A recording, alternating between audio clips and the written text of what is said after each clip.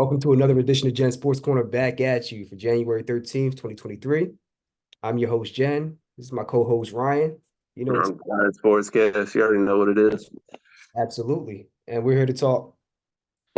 So let's get into it, man. We got a big game coming up this weekend. Obviously we have the playoff games coming up today. I think Texans and Browns, and then I can't remember the other game. And then the Eagles are playing on Monday against the Tampa Bay Buccaneers in Tampa Bay because we didn't do what we were supposed to do during the season, so we're on the road. That being said, let's talk about the nitty-gritty and get down to it. So let's first start off with the injuries. Let's update that. So big news that came out today: AJ Brown will not be playing in that game down in Tampa, which makes DeVonta Smith the guy de facto. So what are your thoughts on that, man? It's huge for Tampa Bay, unfortunately. Because when you got AJ Brown in the game, as you know, he is one of the most effective top three, top five, wide receivers in the game. So when you don't have him in there, it's all the double teams are now going to come to DeVonta Smith. So what are you going to be able to do? You know, how you feel about the double coverage that he's going to be getting, and how effective do you think he'll be against that double coverage, and what do you think they'll do? I think that if I was the coach, if I was Nick Sirianni or Brian Johnson, I would be looking to use motion pre-snap. And I put up a shorts clip about that, and I've talked about it ad nauseum. But just using motion pre-snap, one, just because it's going to help you be able to dictate what the coverage is going to be. And we're going to talk about what coverages that each team relies on defensively.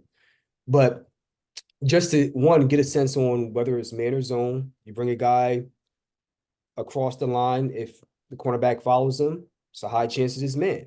Your Yeah. cornerback passes him off to somebody else, high chance it is zone. Not always, but 9 out of 10 times, that's the way it works. And then you can then see how you want to maneuver and use DeVonta Smith. And if I was them, I would move him to the slot. I would move him to the left. I would have him all over the globe. Yeah, you got to. And then I would use motion pre-snap, and as you're about to snap the ball and right before he's getting set, then you snap it because then you make it very hard for them to be able to press him at the line as well. So you can get him more free releases. And you give him a free release with the way he runs routes, you can really dice up that secondary, which doesn't have Deion Sanders or Darrelle Revis level type players back there. Oh yeah, and when you got a receiver like DeVonta Smith who runs his route so clean, so smooth. He can you can get the ball to him. He's a monster, man. And we still got Dallas Goedert in there, so hopefully we get him involved. And the reason why we haven't been as effective on offense is like you're saying that the motion, the creativity, the not making running back screens, stuff like little stuff like that, like the little nuances that you gotta and put into the game when when you got an offense like that. And that's one of the reasons why we're lacking right now.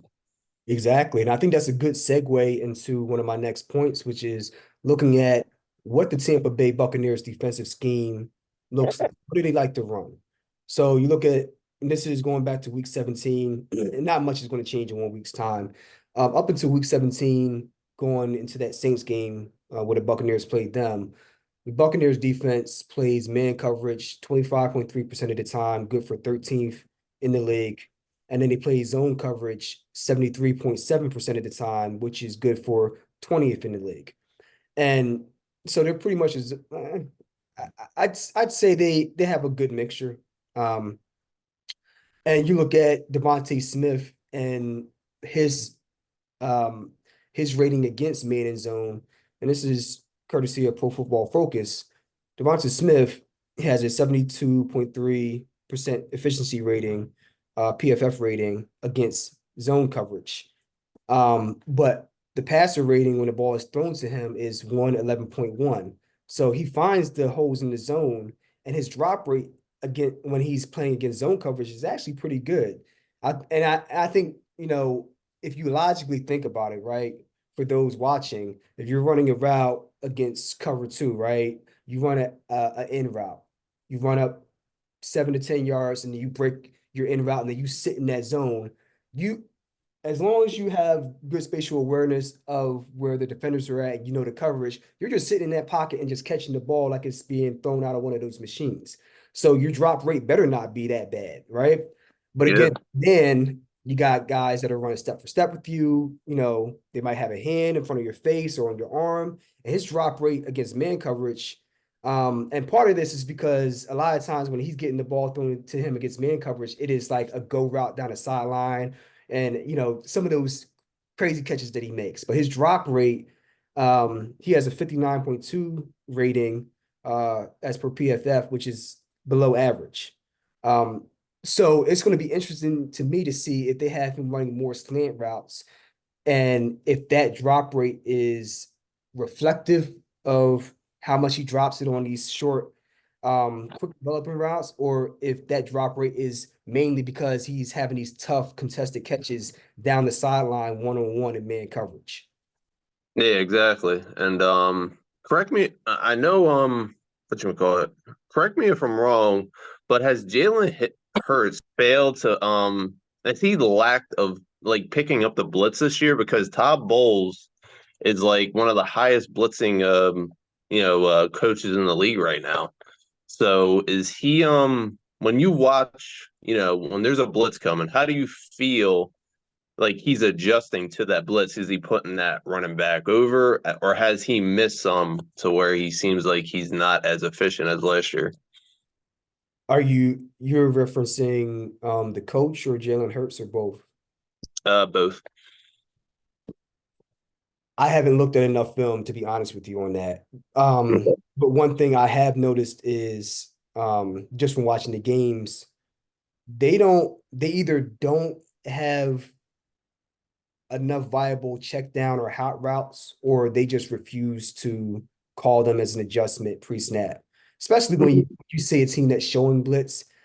That's say what you want about Eli Manning. Eli Manning closes his eyes and throw it up, right? But one thing that he was very good at, as his brother was, if he smells blitz, even against the great Jim Johnson, he would check a hot route to Brandon Jacobs, or he check a hot Mm-hmm. route to some no-name tight end outside of Jeremy Shockey that we don't know. Right? He would make sure he had that hot route ready to go, fresh out the oven. Even if you didn't connect on it, the ball was coming out hot to that that receiver. We don't have Mm-hmm. dropping back, and his eyes are like 10 to 20 yards down the field, waiting for a deep route to develop, and he's not even looking at DeAndre Swift coming out of the backfield on a swing route or on a wheel route. Hell, I don't even know if they ran many wheel routes this whole year, which is crazy to me. Uh, Yeah, that's strange. yeah, so I think the quick answer is, and I've made this point in my other videos, these are quick fixes. It all comes down to arrogance. It's not even incompetence. They know how to coach. They know how to call plays. They've been in football for years. They showed it last year. But I think it's Mm-hmm. this level of arrogance that is it because I want to put my stamp on the offense and have it run my way and Mm-hmm. have and per PFF, the Eagles have graded out as the best offensive line in football, even with the injuries here and there throughout the season. They are clear, far and beyond the best offensive line in football. And I think that's a gift and a curse. It's that Mm-hmm. feeling of security, thinking that I have all the time in the world to be able to get fancy and cute and call these deep developing routes. And if we don't have a hot route built in here and there, who cares? We'll make it work. Jalen Hurts will make it happen. It's like the Buddy Ryan effect, where it's like we got Randall Cunningham. We don't need an offense. Just scramble around for 5 plays, make 5 incredible plays, and we'll win. We have the defense for it. It's not Yeah. it, the confidence is certainly appreciated, but in reality, all you're going to do is take Super Bowl caliber teams and have them play and miss out on rings because you're being arrogant. Yeah. But yeah, I don't know if you probably don't remember this play, but I remember there was a play in a Tampa Bucs game that I recently saw on Instagram that just so happened to come up. There it was a very, very long developing play. it was Jalen Hurts, like you said, the offensive line been, up the best in the league right now. And he was in that pocket for a good like 6, 7 seconds. And he delivered it a dime to the Zacchaeus for a touchdown. And it was just crazy to me how long that took to develop. And the fact you shouldn't have to sit back there for that long, for that. Yeah, listen, routes have to develop downfield. I get that. But the amount of time he was in that pocket was insane. So what are your thoughts on that? I think that's an adjustment that the Bills had to make at a certain point. And the only thing that really held, I use them as an example, the only thing that held the Bills back the past couple of years is because they lacked a running game. Mm-hmm. But they made their bread and butter off of short passes. People think about these big splash plays going to Stephon Diggs, but a huge proportion of the time, they run a lot of quick in routes and out routes with Stephon Diggs. They don't do anything cute and fancy. There's no lights and special effects. It's just straightforward, quick football. Drop back, turn around, scram, quick throw. Yeah, Drop that, yeah, turn around, exactly. quick throw. Like, and they have the talent to do more, right? To be arrogant the way the Eagles are being, but they're Sure. not because why make things harder on yourself than they have to be? If you have all the talent in the world, why not just play fundamental football and be dominant, right? I was just Mhm. looking at, as a Sixers fan, I despise the Celtics, but one of my favorite players is Larry Bird. And I think Same. people knock him because when he makes some of these amazing plays, he doesn't look as flashy or as athletic as these other guys. But at the end of the day, the bucket keeps going in the basket. First shot, luck. Second shot, luck. By the 10th shot, fuck, I can't stop him. It don't Yeah. matter. It don't matter if he moves And slow. don't He's making the he will shots, right? tell you what he's gonna do, and he will do it every play. He was a trash talker, bro, and every time he told you what he was gonna do, he did it on you. Like, Right. He's like, to me, like he was the epitome of what people wanted the Spurs to be. The Spurs were like fundamental, boring basketball, but they won. The Celtics of the 80s, they were fundamental basketball that they added some sauce and seasoning to it, right? But they didn't mhm, try to reinvent the wheel. They just mhm. play basketball. That's what the Eagles need to do. If you want to add your own flavor and twist to the offense, cool, but stop trying to reinvent the wheel, right? Like the tush push is not reinventing the wheel. It's really like teams could always do a quarterback sneak on fourth down. I mean, we used to do it with Donovan. Donovan was 250 and probably if he didn't squat 600, he probably squatted like 400 or 500. Like all you have to do is put Donovan behind the center, and it's like and it just took the Eagles to say, if it's 4th and 1 and we have the best offensive line and a strong quarterback, why would we punt it when we can get a first down on a majority of the times that we go for it with a Yeah, modified version of the quarterback sneak, for right? sure.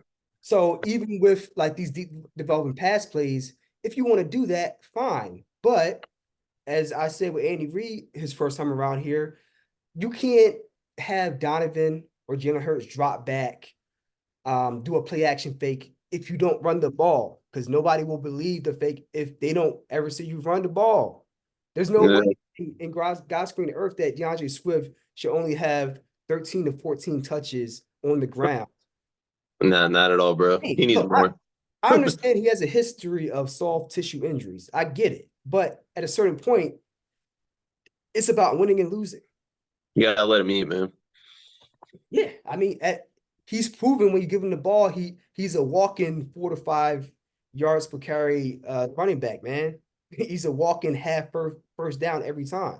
So why are you going to not give him the ball? I had the same gripe with Westbrook. It's like they're worrying so much about like injury maintenance that they're like, oh, 15 carries. Okay, he's done for the game. It's like, well, we're not to the fourth quarter yet, dude. Just keep giving him the ball. We'll worry about that Exactly. after the game's over. Let's win the Super Yeah, Bowl first, and then we can rest. All right. Then we have all the rest you need. yeah, yeah. Um, Because yeah, he's a dog, man. DeAndre Swift, man. Every time he gets the ball, he's electric, and his little, as he would call him, Swift. He's swifty because he's his moves are ridiculous. Like I know you've seen him quite a few times where he just juked out defenders. Like he's ridiculous, bro. Yep. And that's going to my second point is the run game. You have PFF's highest graded offensive line. And not only do you not give Swift the ball enough, but another gripe of mine is every run is out of shotgun versus if you're running under center, you have you can have a longer time for the run play to develop. You have the counter plays, the misdirection plays, the zone replays. You have a higher chance of being able to get leverage against the defense, get the center of the defense. I'm trying to find a proper way to articulate this. Um, it's easier to get the defense to over pursue when Mhm. instead of with when you're running the zone read from shotgun, one Mississippi, two balls handed off. Now they're just shooting the gap and they've seen it 5, 10, 15 times in a row. They're like, okay, they're running zone off the edge, and we need to just stay gap sound, and then we can stop this.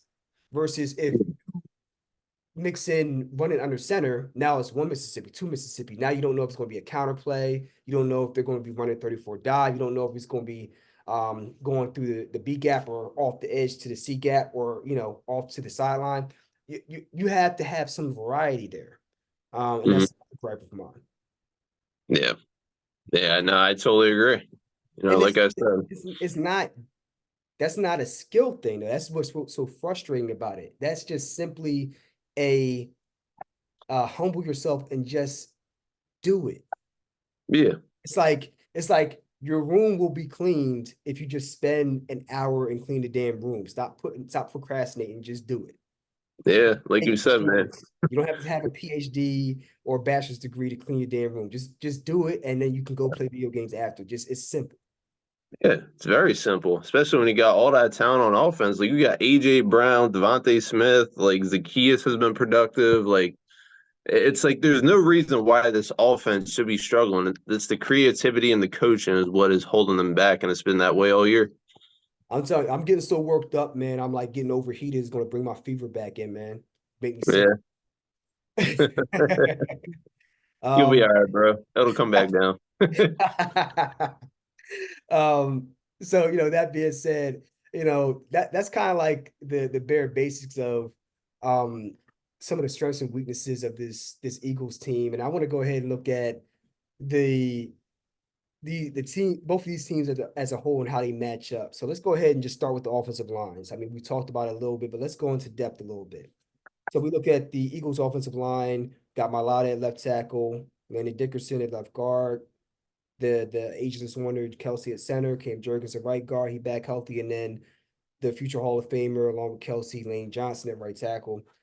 So I'm reading this description. While the Eagles O-line, mainly due to injuries, could not keep up with his 2022 form for all 18 weeks of this season, the unit at full strength and playing to his potential was still the best in the NFL. Mailata, 85.9, Kelsey, 84.8, and Lane Johnson, 82.9, were among the 5 highest graded players at each of their positions this season. Mailata was the only NFL offensive tackle this season to earn at least an 83 grade in both run and pass blocking. Wow, that's incredible. Case in point, right? That's just backing up everything we've both been saying so far in this podcast. And Hmm. go ahead and look at the Tampa Bay offensive line. They're ranked middle of the pack at 13th. And the main person that stands out to me is Tristan Wirfs. And I remember when they drafted him, and he was a great pickup, and he's panned out very, very well for them at left tackle. And you For look at sure. Buccaneers O line, it says they got off to a hot start. A surprise to many. However, they've tailed off in the second half. They've allowed just 4 sacks and ranked second in pass block efficiency through week 4, but they obviously didn't keep that up. Hmm. I think they've been injury riddled, especially in the middle of that O line with Steiny, Hainsey, and then Cody Mouch. They've been like in and out of the lineups. So Wirfs has been the only person that's been a mainstay. He only missed 3 snaps this whole year. Um, and Interesting. so we look at Wirfs, let's key in on him because that's going to be the matchup between him and Josh Sweat. So we look Okay. at Tristan Wirfs, and the former Iowa offensive lineman had a roller coaster season during his first year at left tackle, but he finished the regular season on a high note. He earned a 96.4 overall grade in week 18 against the Panthers. I guess that was maybe last year, which was second highest grade by an offensive tackle during the 2023 season. Oh, never mind, my bad. That's this year. He had a 96.4 overall grade last week against the Panthers, and he was the second highest, uh, which was the second highest grade by O tackle all year this year. So he's been on it. He's been up and down, but I think that's mostly because that line's been injured and they've been probably been able to rotate people and load up on his side and really come after him. Right. But the eye test, if you've seen him play, I've seen him play a couple of times. He's the one. He's him for sure. Yeah. He's a dog, man. I like him a lot. Yeah. So overall, here's the breakdown for this matchup. So Tampa Bay, their strengths, their offense, later in games down the stretch. So they're hosting the playoff game, and that's because, and I've noticed this, Baker Mayfield has played very well. And I mentioned last year when he was with the Browns, I believe. Um, I think he got a raw deal in Cleveland. I really do. I'm not saying that he's a Hall of Famer and he's playing as a top flight quarterback, but I think that the circumstances lend it to why he struggled so much, not so much because he's a piss poor quarterback. And we're seeing this Yeah. in Tampa Bay this year because you lose Tom Brady, but yet you're back in the playoffs. You know why? Because you have Baker Mayfield making plays down the stretch when you need it. Uh, Mm. so you see it since week 15, the Buccaneers have produced 29 passes of 15 or more yards, second most in the NFL over that span. And you better key in on friggin' Mike Evans as a big reason for that. That connection has been heating up, boy. They have been heating up that connection. Um, Yeah. Big time. and you look at their weaknesses, though, a lot of batted passes. Um, they've been hot lately, but they get a lot of passes knocked down at the line. So I don't know if Fletcher Cox is playing or not, but the middle of that line, Jalen Carter, Jordan Davis, Josh Sweat, Brandon Graham, Son Reddick, get those. If you don't get to the quarterback, which we get pressure, but we have not sealed the deal with the sacks. We have almost half the amount of sacks this year as we had last year. But Yeah. so if you're not getting home, like Chip Kelly, remember we used to have the cardboard Hmm. cutouts Yeah, I do like that, remember. Yeah, man. for sure, man. Get them hands up because Baker Mayfield is 6 foot last time I checked, and you get them hands up. That's a problem from time to time that Mike Vick used to have in the playoffs as well. Um, Right. a lot of batted passes. So get those hands up, and then a batted pass here and there, all of a sudden it's 3rd and 8 instead of 3rd and 5. Right. So that's the Tampa Bay Buccaneers in a nutshell. I think that's a pretty good synopsis that they gave, actually. And then you look Oh, at the yeah. Eagles, strengths, short yardage conversions. I'm not even going to go into that. We all, what more is there to be said about that? Weaknesses, laid down defense. I was going to make this point as well. We do not get off the field on 3rd down. Somehow we find ways to let 3rd and 7s turn into 1st and 10s a lot. Yeah. It's bad, bro. It's I think it's part of the scheme, and what Matt Patricia becoming the defensive coordinator. I think they need to switch back to Sean Desai and stop being so stubborn, bro. Because whatever he is doing is not working. Um, this will be one of the few times I disagree with you. Mhm. I think that it was the right decision. Yeah, However, they made the decision far too late in the season because far too late. Hmm. he's a very, very good defensive mind. But Right. anytime you switch coordinators, you need time to adjust. They have to Good feel enough. you Yeah. out, have to feel them out. They don't even they don't know you well enough or trust you well enough to know that when I'm flying to this position, this is where I need to be and it's going to work. Like you need to figure those things out in training camp or the first couple of weeks of the season. That's when Right. you make those moves. Right. So Yeah. all you can do is hope that the 3 to 5 weeks that they had under Matt Patricia, they are starting to actually trust him now. And then on top of that, you don't even Mm-hmm. have your squad at full strength. So you haven't had Slay in there for the past 3 to 4 weeks either. So Mm-hmm. you had all this, um, you haven't had the continuity that you want. And then Right. that being said, and I talk to myself a lot when I'm driving to work, just kind of like getting thoughts out of my head just to kind of think about, you know, what would make sense for the Eagles to do next. And one thing that I was saying to myself when I was listening to radio was Avante Maddox got burned in the last 2 games because he's coming off of an injury. Like you're going to be a step or two slow. I'm not really surprised about that. Yeah, me either. Play where he like tried to tackle the guy when he was following him in the slot, and it turned into a big gain. The one where the guy eventually juked out Reed Blankenship, and we didn't tackle him to the 5 yard line. That's just Yeah. rust. But even Oh, with that being said, um, I was calling for them to move him to safety, and maybe they heard me telepathically because guess what they did? They're moving him to safety for this playoff game. Um, And as an addition to that, is if they're going to move him to safety, they should often from time to time bring him down into the box as a second linebacker like they used to do with Malcolm Jenkins.